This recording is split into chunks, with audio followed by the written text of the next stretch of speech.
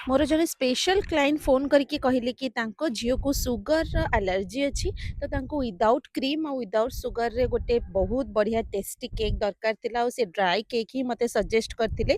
ତ ମୁଁ ଗୋଟେ ତାଙ୍କ ପାଇଁ 1 କେଜି ମେଜରମେଣ୍ଟର ଗୋଟେ ବଢ଼ିଆ ମାନେ ବହୁତ ଟେଷ୍ଟି ବାଲା କେକ୍ ବନେଇଛି।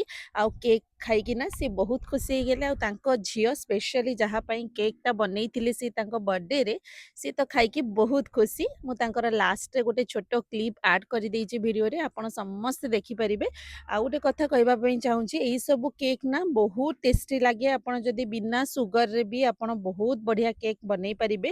ମୁଁ ଏଠି ମଇଦାର ଭାଗ ପୁରା କମ୍ ନେଇଛି, ଅଟାର ଭାଗ ଅଧିକା ନେଇଛି।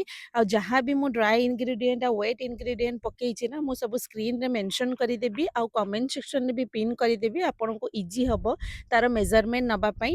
ଆଉ ଏଇସବୁ ବେକିଂ ଆପଣ ଯାହା ବି କରୁଛନ୍ତି ସବୁବେଳେ ମେଜରମେଣ୍ଟର ଧ୍ୟାନ ରଖିବା ନିହାତି ଦରକାର। ମେଜରମେଣ୍ଟ, ଟେମ୍ପରେଚର, ପରଫେକ୍ଟ ଟିନ୍‌ର ସାଇଜ୍ ଏଇସବୁ ଟିକେ ଧ୍ୟାନରେ ରଖିବେ, ଯଦି ଆପଣଙ୍କର ଆଉଟପୁଟ୍ ବି ବହୁତ ବଢ଼ିଆ ସେ ଆସିବ।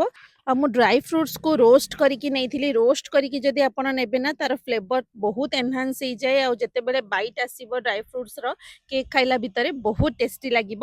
ଆଉ ମୁଁ ଏଇଥିରେ ଟିକେ ମଇଦା କିମ୍ବା ଅଟା ଆପଣ ଡଷ୍ଟ କରିକି ନେବେ, କାରଣ ସେଇଟା ମାନେ ଭିତରେ ବସିଯିବନି। ଆଉ କେକ୍ ଉପରେ ଯେତେବେଳେ ଆପଣ ଡ୍ରାଇ ଫ୍ରୁଟ୍ସ ଆଡ୍ କରୁଛନ୍ତି ଡେକୋରେସନ୍ ପାଇଁ, ମାନେ ସେଇଟା କେକ୍‌ରେ ଦବିଯିବନି ଯଦି ଆପଣ ଟିକେ ମଇଦା କିମ୍ବା ଅଟା ସେଇଥିରେ ଟିକେ ମାନେ ଡଷ୍ଟ କରିକି ଆପଣ ଯଦି ନେବେ।